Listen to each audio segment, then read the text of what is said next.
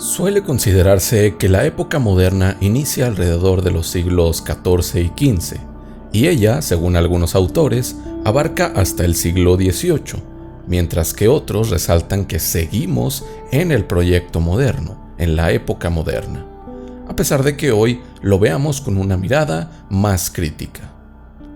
Este periodo define su propia esencia gracias a la racionalidad humana. Si algo caracteriza a la modernidad es por ser la época que busca guiar a la humanidad por el camino de la razón, teniendo todo conocimiento que fundamentarse en ella. La razón, fundamento de la modernidad, es innovadora en esta nueva posición si se lo compara con el fundamento de todo el conocimiento pasado en la época anterior, en la época medieval. En Occidente, durante la época medieval, no era la razón, sino la fe, lo que fundamentaba todo posible conocimiento. En ciertas ramas, como en la filosofía, podía utilizarse la razón, pero solo como herramienta para justificar y explicar por la vía racional lo ya alcanzado por la vía de la fe, la verdad divina.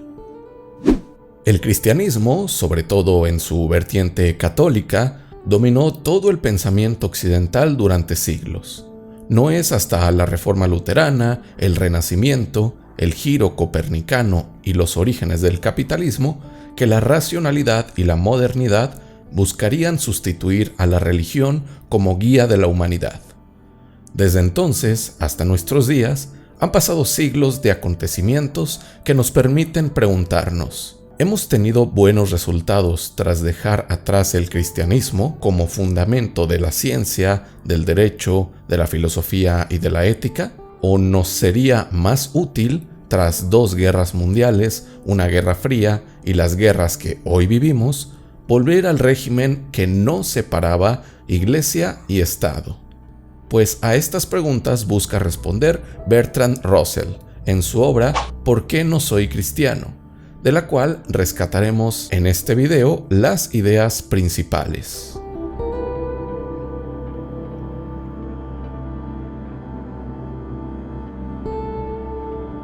Pues bien, cabe hacer una advertencia antes que nada. En este video repasaremos las críticas que Russell hace a la religión cristiana en particular. Si bien Russell piensa que toda religión es perjuiciosa para la humanidad, se centra en el cristianismo por su impacto en nuestro mundo, en Occidente, y en naciones occidentalizadas como todas las americanas. Así que, si este contenido crítico hacia el cristianismo no es de tu agrado, tengo muchos otros videos que sí pueden gustarte sobre filosofía en este canal. Cabe decir, además, que las críticas que expondré en este video no son mi postura. Solo me limitaré a transmitirte las ideas principales de Russell, pero no busco convencerte de nada. Al final haré algunas críticas hacia el texto, que sí serán parte de mi posición, pero todo lo demás es parte de lo que viene en el texto. Comencemos con el primer punto, el contexto de esta obra.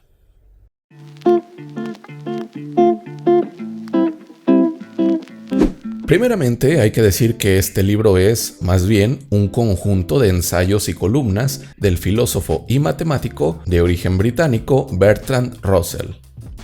O bueno, más bien, si nosotros buscamos en Google ¿por qué no soy cristiano? De Bertrand Russell, Wikipedia nos remitirá al ensayo que lleva ese título, pero tiempo después de la publicación de este ensayo, en un libro llamado ¿Por qué no soy cristiano? Y otros ensayos, se recopilan varios ensayos que nuestro autor dedicó a temas relacionados con el cristianismo o la religión.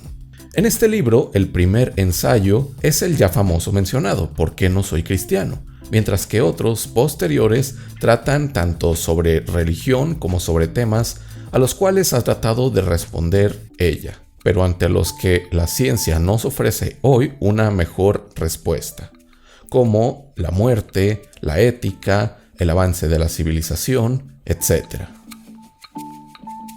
También hay algunos ensayos sobre temas sumamente específicos acerca de personajes o acontecimientos que se relacionan de alguna forma con la religión, pero creo que no vienen al caso para comprender la crítica general del autor al cristianismo y a las religiones. Por ello, excluyo los otros ensayos que creo no abonan mucho al tema general. Abajo en la descripción te dejo los ensayos que sí rescato para este video. Pues bien, conociendo un poco más de su autor, Bertrand Russell nació en el Reino Unido en 1872, mientras que falleció también en tierras británicas en 1970. Es decir, Russell tuvo la oportunidad no solo de vivir casi 100 años, sino de ser de los pocos pensadores que vivieron tanto en el periodo de preguerras como de entreguerras y de posguerra. Por ello, los distintos escritos reunidos en este libro datan desde el 1899 hasta 1957, periodo de las dos grandes guerras. Cabe decir que Russell no es tan conocido por hablar sobre política y religión como sí lo es por sus obras sobre lógica, matemáticas y lo que hoy llamaríamos filosofía de la ciencia. Sin embargo, esto se debe a que las obras académicas publicadas por Bertrand se centran en estos temas, pero distintos ensayos y columnas en periódicos o revistas eran los que, de forma menos conocida, reflejaban las posturas sociales, políticas y religiosas del autor. Pues bien, como dijimos, a Russell le tocó vivir las dos guerras mundiales. Estos catastróficos acontecimientos han sido muchas veces utilizados para sostener que un regreso a las grandes religiones es necesario. Para Russell, esta opción es un falso y engañoso camino, por lo que en varios de sus ensayos de este libro enciende sus alarmas y expone las razones por las que él cree que volver a las religiones como el fundamento de la sociedad es un enorme y muy peligroso error. Pero no solo volver a las religiones, sino mantener pensamientos igualmente dogmáticos, como sostiene Russell que es el comunismo soviético, es un falso camino para el ámbito humano. Por ello, en los siguientes puntos veremos tanto las críticas de Bertrand al cristianismo como la relación del pensamiento dogmático religioso con problemas sociales e ideologías políticas. Y quiero decirte que si has llegado a este punto del video es porque te gusta la filosofía. Para seguir aprendiendo, suscríbete a Filosofía desde Cero, en donde encontrarás muchos videos como este. Recuerda también que darle me gusta y comentar el video hace que YouTube promocione mi contenido. Ahora sí, seguimos.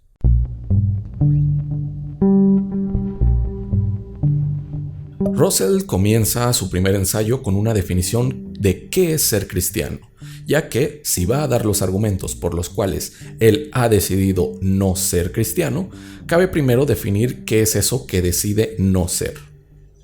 Dado que hay varias vertientes del cristianismo, como el catolicismo y el protestantismo, Russell busca una definición que abarque a todo aquel que pueda ser llamado, de forma general, cristiano. Para él, un cristiano cumple con todas las siguientes características. Primeramente, creer en Dios y en la inmortalidad del alma. En segundo lugar, creer de alguna forma en Cristo. Y, además, creer que Cristo tiene un carácter divino o, al menos, considerarlo el mejor y más sabio de los seres humanos. Por ello, Russell considera que, al afirmar las razones por las cuales él no es cristiano, debe dar cuenta de por qué no cree en Dios, de por qué no cree en la inmortalidad y, a su vez, por qué niega que Cristo sea el más sabio y bueno de los seres humanos. Comienza Russell con el tema de la existencia de Dios.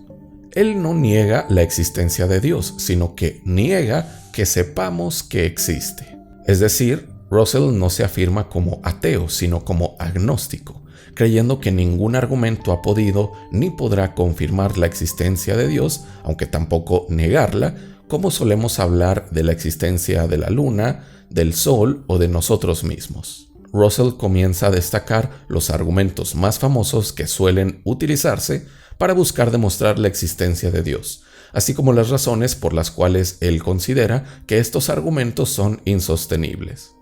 En primer lugar, nos habla del argumento de la causa primera. Este argumento es el más fácil de comprender. Sostiene que todo cuanto vemos en este mundo físico tiene una causa, y, al ir indagando en la cadena de causas, tenemos necesariamente que llegar a Dios como causa primera, ya que, de no haber una causa primera, nuestro mundo sería insostenible. Russell nos recuerda la primera duda que nos viene cuando hablamos de Dios como causa primera. y quién causó a Dios. Esto es ya indagado desde Kant.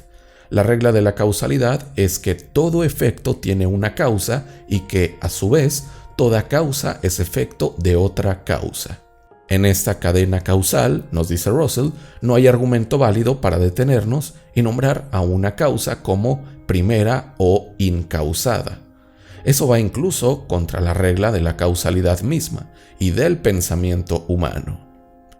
Russell nos dice en su página 12 que la idea de que las cosas tienen que tener un principio se debe realmente a la pobreza de nuestra imaginación. En segundo lugar está el argumento de la ley natural, surgida de la cosmogonía de Isaac Newton, en la cual, tras observar las regularidades de los planetas girando alrededor del Sol conforme a la ley de gravitación, Newton creyó que Dios había creado esa ley, al igual que todas las leyes que gobiernan la naturaleza. En tiempos de Newton, el asombro por encontrar regularidades en la naturaleza podía sostener esta idea, pero hoy en día, nos dice Russell, muchas de las cosas que creíamos que eran leyes naturales sabemos que no lo son. Junto a ello, varias leyes son convencionalismos humanos, resultando de estadísticas más que de acontecimientos repetidos de la misma forma exacta. Es decir, podríamos creer que, por ejemplo, el comportamiento de un átomo se rige bajo una ley, pero esto no es así, sino que el comportamiento de los átomos se basa en cómo hemos visto en una mayor cantidad de veces que se comportan, pero no siempre es así. Creer que la naturaleza tiene leyes inquebrantables y que alguien debió crearlas, nos dice Russell al final de este apartado, es solo una extrapolación de la capacidad humana de generar leyes dentro de la sociedad. Al nosotros crear leyes y normas de carácter civil o penal, creemos que alguien con una mente similar pero superior a la nuestra debió hacer lo mismo con la naturaleza. El tercer argumento es el del mundo como un plan divino, el cual sostiene que Dios creó al mundo de tal forma que pudiéramos vivir en él, por lo que si el mundo variara un poco, si nuestro mundo tuviera algo diferente, todo se desmoronaría. Este argumento es el del clásico optimismo del mejor de los mundos posibles, el cual podemos ubicar en el pensamiento de Leibniz y que sostiene que Dios, al ser perfecto, solo pudo crear al mejor de los mundos posibles. Esta creencia fue ya parodiada por Voltaire en su Cándido, en donde el protagonista se asombra de lo bien que Dios creó su nariz y sus orejas para poder sostener sus anteojos, evidenciando el sesgo de no ver el defecto que sus ojos tienen en el supuesto mejor de los mundos posibles, siendo ellos también creación de Dios. Russell destaca que este argumento es de los más fácilmente ridiculizables. Bastaría con pasar por los hospitales para ver a niños enfermos y preguntarnos en qué beneficia ello al plan divino y qué se rompería si Dios decidiera no causarle ese sufrimiento a los infantes. Ya nos hemos extendido bastante con los argumentos sobre la existencia de Dios que Russell critica. Quedan otros más, pero creo que con esto basta para pasar al siguiente punto: la inmortalidad del alma. Cabe primero comprender qué se entiende por alma.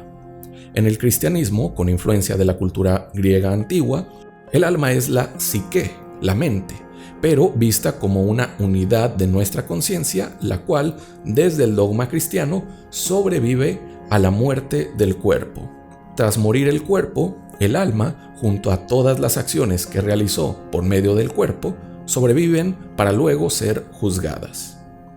Russell, apegado al método científico de su época, tiene una visión materialista, por lo que a la materia se reduce todo fenómeno. El alma, por definición, es inmaterial, así que Russell se niega a reconocer al alma como una sustancia o esencia inmaterial. Para él, nuestra alma, si la entendemos como mente y como unidad de la conciencia, se identifica con el cerebro y con los cambios químicos y eléctricos que hay en él. Hoy en día sabemos que la mente no puede reducirse del todo al cerebro, pero el paradigma científico vigente llega a la misma conclusión que Russell respecto a la mente. Ella, sus recuerdos y su identidad se difuminan tras la muerte del cuerpo material, por lo que ella, la mente, también es material.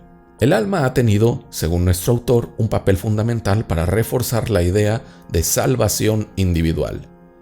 Las acciones individuales son las que le brindan al individuo la seguridad de ser recompensado en otra vida por lo que ha sufrido en esta. Esta idea funcionó muy bien en tiempos del auge del cristianismo para tener más adeptos, en donde el gran imperio romano abandonaba al individuo a su suerte. Sin embargo, en nuestros días, la idea de salvación individual trae más problemas que soluciones, como veremos más adelante en el video. Queda un tema más por atender sobre las razones por las que Russell no es cristiano, la opinión que tiene sobre Cristo. Como dijimos, uno de los factores que considera necesario para ser cristiano es considerar a Cristo como divino o como el más sabio de los seres humanos. Russell considera que si Cristo existió, no sabemos nada acerca de él, por lo que solo nos queda el Cristo de los Evangelios, como un personaje literario que predica acciones como virtuosas. A este Cristo de los Evangelios, nuestro autor no lo considera el más sabio ni el más bondadoso de los seres humanos. Russell nos advierte que, a pesar de no considerar a Cristo el mejor humano, nuestro autor sigue muchas más de sus enseñanzas que gran parte de los cristianos, por lo que comienza a repasar las características que considera admirables del Cristo evangélico. Para empezar, la enseñanza de no juzgar a los demás es, para Bertrand, una gran enseñanza que rara vez la gente creyente sigue. Otra que destaca es la de vender cuanto se tiene para dárselo a los pobres, indicación total y radicalmente contraria al modo en que se procede en la Iglesia Católica y prácticamente en todas las vertientes del cristianismo en sus altas esferas. Y también resalta el poner la otra mejilla ante el agravio, aunque cree que este es un precepto más antiguo que el cristianismo y que podemos encontrarlo 500 años antes en los preceptos de Buda. Ahora bien, Bertrand dedica párrafos más amplios para hablar de los defectos de Cristo. Por un lado, nos dice, hay un defecto muy serio en el carácter moral de Cristo, y es que creía en el infierno. Yo no creo que ninguna persona profundamente humana pueda creer en un castigo eterno. Cristo, tal como lo pintan los evangelios, sí creía en el castigo eterno, y uno halla repetidamente una furia vengativa contra los que no escuchaban sus sermones. Russell cree que el papel del infierno como un castigo es una forma de infundir miedo y terror, por lo que Cristo vino a la tierra no solo a decirnos cómo amar, sino a infundirnos los más profundos miedos. Junto a ello, resalta nuestro autor que en varios pasajes bíblicos, Cristo parece incluso deleitarse por los gemidos del sufrimiento de aquellos que son condenados al fuego eterno. Resalta también algo que defensores de animales han condenado al igual sobre la figura de Cristo, que nunca dijo algo sobre el respeto hacia otras especies animales no humanas. De hecho, Cristo se muestra despiadado cuando mete demonios en indefensos cerdos de Gadar para, tras ello, precipitarlos colina abajo para que murieran. Debido a su omnipotencia, Cristo bien pudo hacer desaparecer a los demonios, pero muestra cómo prefiere, sin ningún apuro, causarle la muerte a unos cerdos inocentes. Russell se extiende un poco más en sus críticas a la figura de Cristo, pero creo que es hora de pasar a las observaciones que realiza en otros ensayos de este libro, como los males que provoca el cristianismo al individuo y a la sociedad.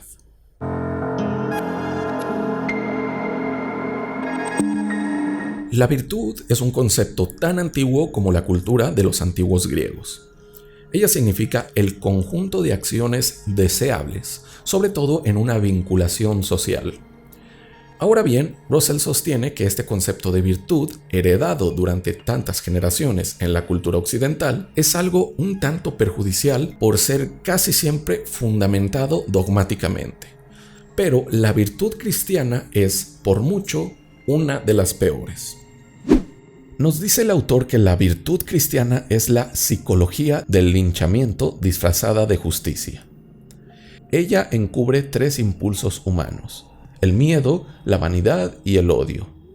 El miedo se respalda en el castigo eterno, por lo que el temor que debe inspirar que actuemos conforme al mandato cristiano es el temor al infierno. Por otro lado, la vanidad es encubierta por una supuesta rectitud de nuestros actos. El cristiano suele creer que es superior a los demás por actuar conforme a los mandatos de Cristo. Esta vanidad, este sentimiento de superioridad, incrementa el tercer impulso, el del odio, el cual implica el rechazo y, muchas veces, la agresión hacia otras personas por no adecuarse a lo que el cristiano cree que es ser buena persona.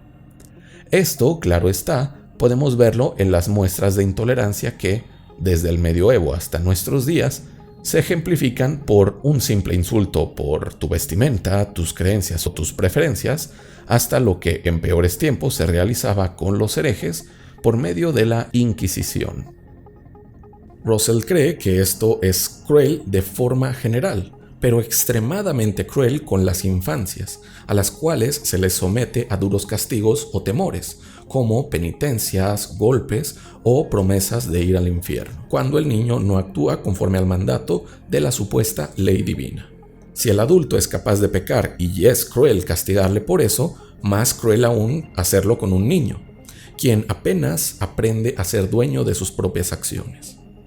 También resalta Russell que el deseo por el castigo es una forma de encubrir el sadismo y, como dijimos, la psicología del linchamiento, con una máscara de preocupación por la salvación ajena.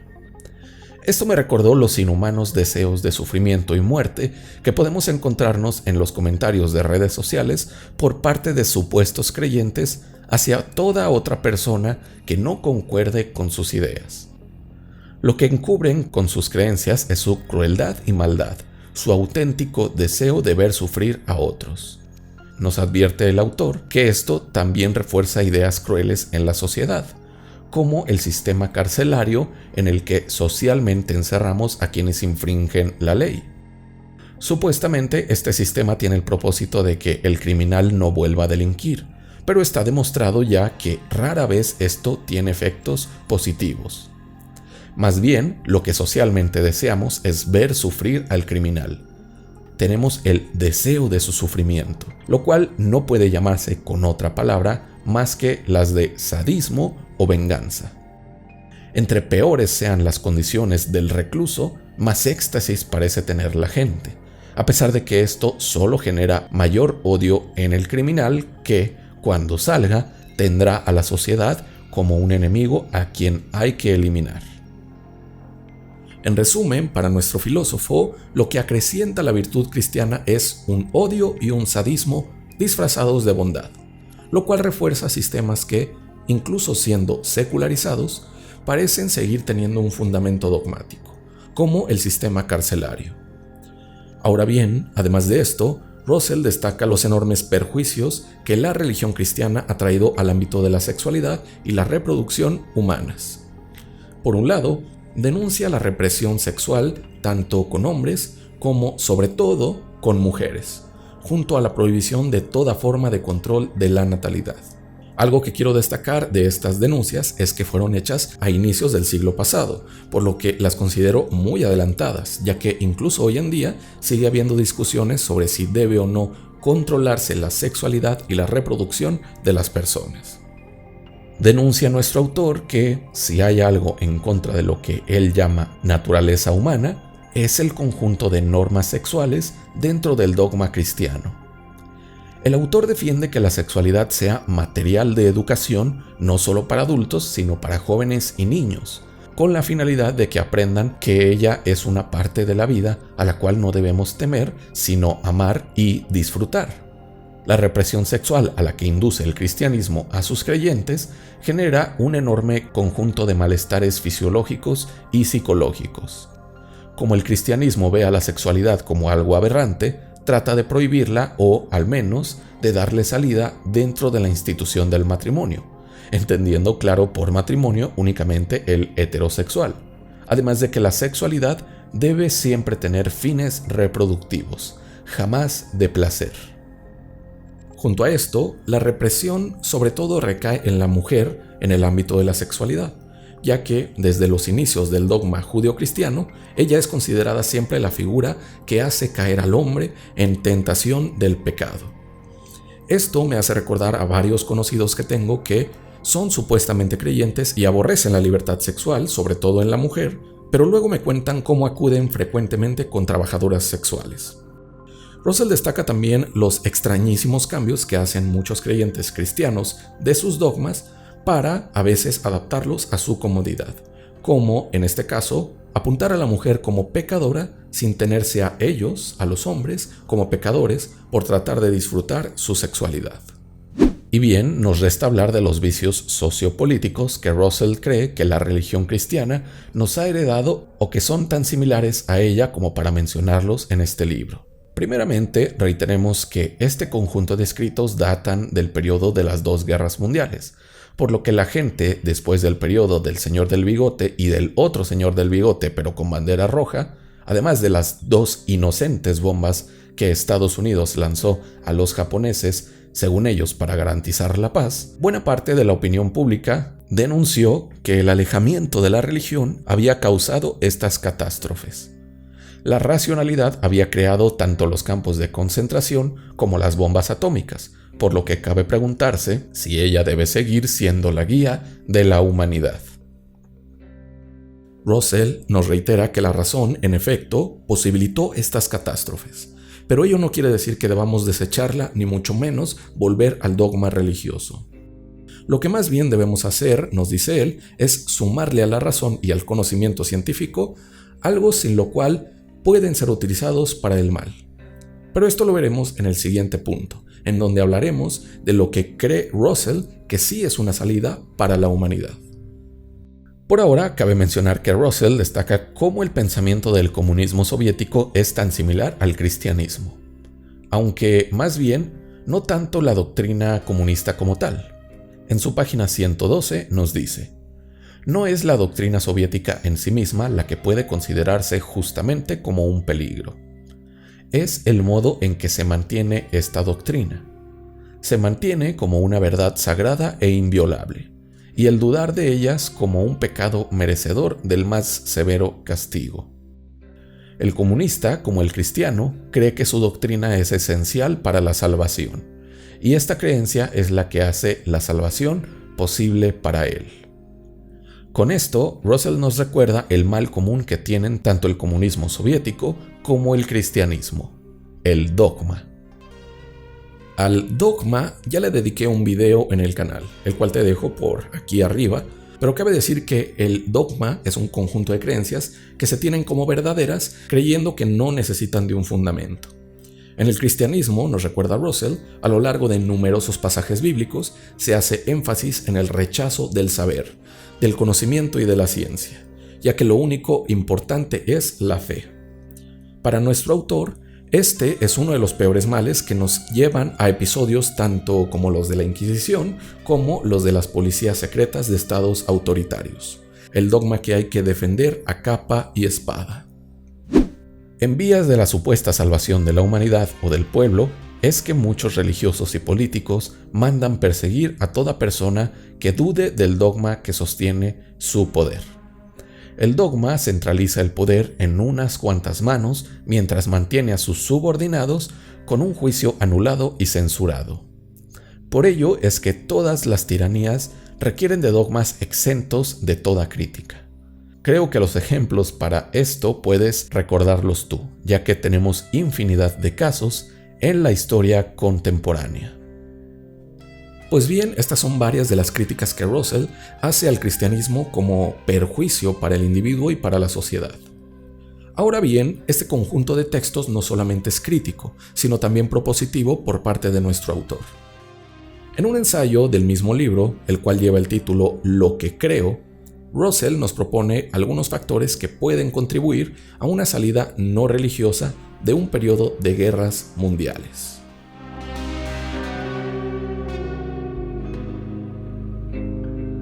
Russell comienza definiéndonos lo que para él es el fundamento de todo progreso ético humano: el amor. Puede sonar algo cursi, pero lo que entiende por amor es el conjunto de conocimiento y benevolencia. Nos dice Russell que la benevolencia es el ver por el sufrimiento y el bienestar del prójimo y el actuar no individual sino socialmente en pro de un fin utilitarista, el bien mayor posible para todos. Por otro lado, el conocimiento es el acercamiento racional hacia comprender al mundo físico. La benevolencia es el factor más importante aquí, pero el tener buenas intenciones no es muchas veces suficiente. También el conocimiento es muy importante, pero sin benevolencia puede generar terribles consecuencias. Veamos algunos ejemplos que nos ofrece el autor.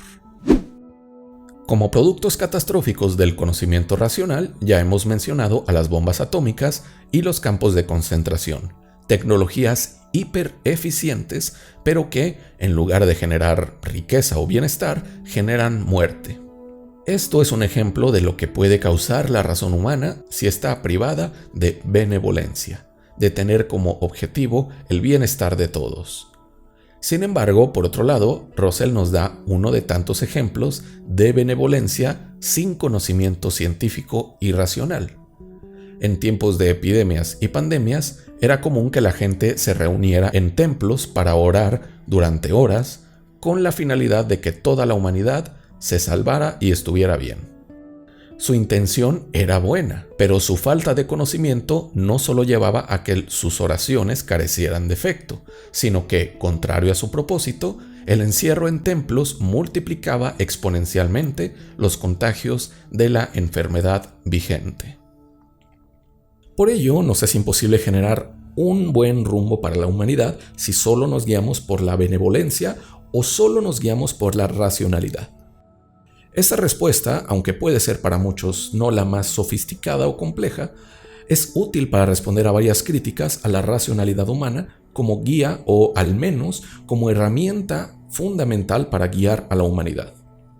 Sin embargo, Russell destaca aquí que quizás no es la racionalidad el factor más importante, como muchos filósofos modernos creyeron, sino la benevolencia como fundamento de toda acción bien intencionada.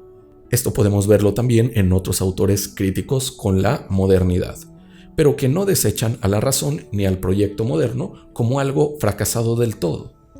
La empatía y la compasión, al ver por los demás, es el fundamento de toda buena acción, pero los medios o métodos para alcanzar o hacer efectiva una acción que tenga como propósito el bienestar general requiere del conocimiento racional. Russell también nos habla de un punto que mencionamos antes, la salvación individual, como una clase de ceguera hacia la verdadera vía para alcanzar sociedades funcionales. Toda ética y toda acción buena debe ser entendida colectivamente, no de forma individual. Esto, en conjunto con la racionalidad y el carácter crítico de la ciencia, nos puede permitir dialogar y colaborar para realizar las acciones que más beneficien a todos los seres vivientes de este planeta. La acción individual se fundamenta tanto en el cristianismo como en el sistema económico actual, que presupone que todo individuo puede salir adelante económicamente por su propia cuenta y por su propio esfuerzo, sin influir en ello ningún otro factor como en qué clase social nace, si es una persona racializada, si su género suele ser oprimido, etc. Esta clase de meritocracia, nos dice Russell, es una cruel ficción que no nos permite generar una coordinación de intereses, una colaboración social para que realmente todos podamos alcanzar, mediante la mutua ayuda y el trabajo colectivo, los fines individuales que tenemos. Deseos tan elementales como tener dónde vivir, qué comer, tener seguridad y tiempo de ocio. Y bien, esto es un muy breve resumen de la postura de Russell respecto a qué elementos son necesarios para alcanzar una sociedad funcional que no tenga que estar fundamentada en un dogma religioso ni en ningún otro dogma. La postura de Russell, como vimos, es fuertemente sostenida en la ciencia, en el conocimiento científico. Esta postura, que parece muy cercana a la del positivismo lógico, a su vez es crítica de la ciencia, ya que ella, sin benevolencia o empatía, puede cometer los peores crímenes. Ahora sí, pasemos a la conclusión de este video, que es un pequeño conjunto de críticas hacia este texto por mi parte.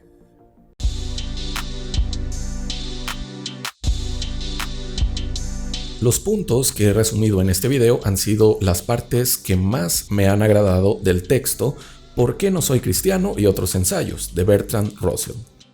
Sin embargo, el resto de pasajes que no decidí tocar aquí fueron omitidos porque me parecen a veces muy banales y a veces prejuiciosos. Hay que entender que varios de los ensayos que conforman este libro tienen ya casi un siglo de haber sido publicados.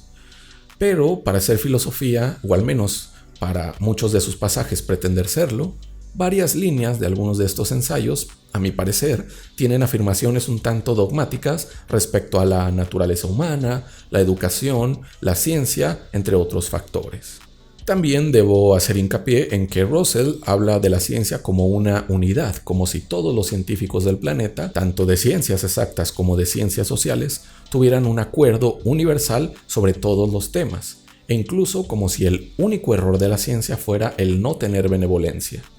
Cuando hoy sabemos que el discurso científico, a pesar de ser por mucho el que más fundamentos muestra para conocer y actuar en el mundo, no está exento de sesgos, ideologías. No siempre el científico realiza sus investigaciones de forma imparcial y sin intereses.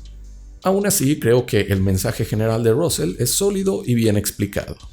La ciencia ha fallado en buena medida porque ha servido a crueles propósitos, por lo que a ella no hay que verla como el fin último de la humanidad, sino como una herramienta muy útil con la cual hacer más eficientes nuestras acciones en pro de un bien común. Pero el bien común solo podemos imaginarlo y proponerlo por medio de la empatía y la benevolencia, una parte emocional de nuestra condición humana. Y bien, esto es todo respecto a este texto del gran Bertrand Russell. No sé si podría recomendártelo como tal, recomendarte que lo leas, porque hay algunos ensayos que de plano me parecieron fuera de lugar para esta recopilación, pero sí puedo recomendarte algunos capítulos, como el ya mencionado Lo que creo, o uno que rescata el debate entre Bertrand Russell y Copleston sobre la existencia de Dios, el cual no incluí para no hacer aún más extenso este video, pero que quizás también lo sintetice en otro momento, destacando los abstractos y complejos argumentos que los dos pensadores llegan a sostener. Espero que el video haya sido de tu comprensión y agrado. Nos vemos en un próximo video sobre filosofía.